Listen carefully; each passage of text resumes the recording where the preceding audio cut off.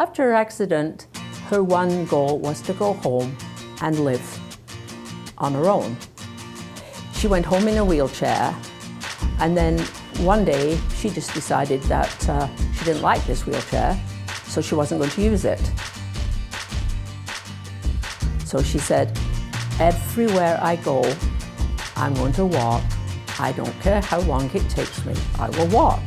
My day-to-day life is pretty much like anybody else's, except I have to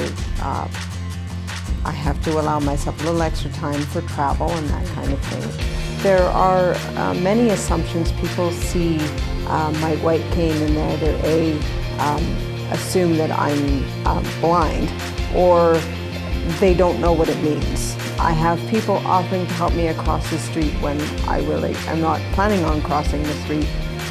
Or they might grab my arm not realizing that I can't even feel that they've grabbed my arm, and so that can be sometimes a challenge. The doctor had said to her it will take, I don't know whether it's a year to a year and a half or a year and a half to 2 years for recovery. All of a sudden I was half the person I was, at least in my personal view of the things that I could do, and so it really became more a challenge to myself to prove to myself I could do these things. And she was back at work the following February. And I said to her, you know, Caroline, you don't really have to do this.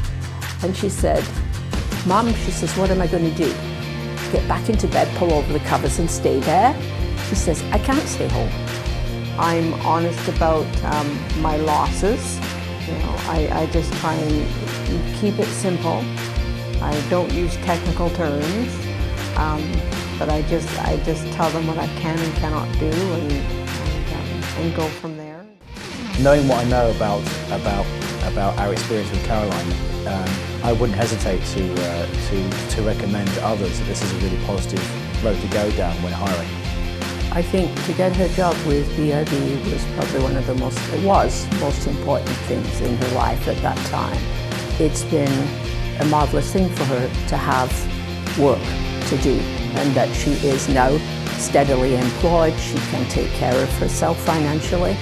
It was proving to others and proving to myself that I could do it. I wasn't going to sit at home and feel sorry for myself, but one foot in front of the other keeps you moving forward, and that's what hope is. It's moving forward.